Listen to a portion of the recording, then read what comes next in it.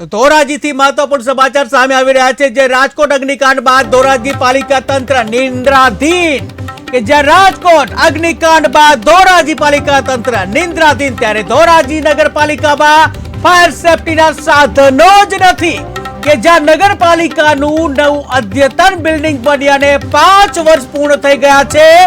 નવા અદ્યતન બિલ્ડિંગમાં ફાયર સેફટીના સાધનો જ નથી, જ્યાં લોકોને સૂચના આપનાર તંત્ર પોતે જ નથી લેતું શીખ। ત્યારે પાલિકામાં એન્ટ્રી અને એક્ઝિટ માટે માત્ર એક જ સીડી કે જ્યાં પોતે જે કહી શકાય નગરપાલિકા પોતે સમગ્ર નગરનું ધ્યાન રાખતા હોય છે। ફાયર સેફટીની નગરપાલિકા દ્વારા જે ચેકિંગ હાથ ધરવામાં આવતું હોય છે, ત્યારે તે જ નગરપાલિકામાં જો ફાયર સેફટીના સાધનો ના હોય તો એ કેટલી શર્મજનક ઘટના કહેવાય। આવી જે ઘટના રાજકોટ અગ્નિકાંડ ધોરાજીમાં જે રાજકોટ અગ્નિકાંડ થયો ને ત્યારબાદ જે રાજકોટના જે ધોરાજી પાલિકા તંત્ર છે તે હજુ પણ નિંદ્રાધીન અવસ્થામાં હોય તેવું જણાઈ રહ્યું છે।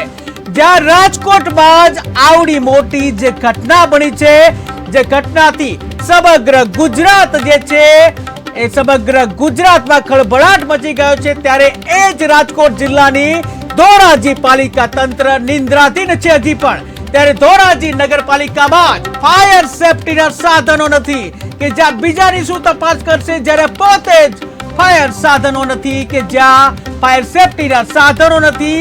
ત્યારે નગરપાલિકાનું નવું અદ્યતન બિલ્ડિંગ બન્યાને એક નહીં બે નહીં પણ પૂરા 5 વર્ષ પૂર્ણ થઈ ગયા છે। 5 વર્ષ પૂર્ણ થયા છતાં પણ જે નવું અદ્યતન બિલ્ડિંગમાં ફાયર સેફટીના સાધનો નથી, ત્યારે નવા અદ્યતન બિલ્ડિંગમાં ફાયર સેફટીના સાધનો નથી, જ્યાં લોકોને સૂચના આપનાર તંત્ર પોતે જ નથી લેતું શીખ કે જ્યાં દારૂડિયો જ કહે કે દારૂ ન પીવો જોઈએ તેવી કહેવતને સાર્થક કરતી આ ઘટના છે કે જ્યાં જે નગરપાલિકા દ્વારા બીજાને કહેવામાં આવતું હોય છે સેફટીના સાધનો રાખો અને તપાસ કરવામાં આવતી હોય, ત્યારે તે જ નગરપાલિકા પોતે જો સેફટીના સાધનો ના હોય તો તે શર્મજનક ઘટના કહેવાય। આવી જ ઘટના જે છે ધોરાજી નગરપાલિકામાં સામે આવી છે। ધોરાજી નગરપાલિકાનું નવું અદ્યતન બિલ્ડિંગ બન્યાને 5 વર્ષ પૂર્ણ થયા છે અને આમ છતાં પણ ફાયર સેફટીના સાધનો નથી। ત્યારે બિલ્ડિંગમાં ફાયર સેફટીના સાધનો જ નથી, ત્યારે લોકોની સૂચના આપનાર તંત્ર પોતે જ નથી લેતું શીખ। ત્યારે પાલિકામાં એન્ટ્રી અને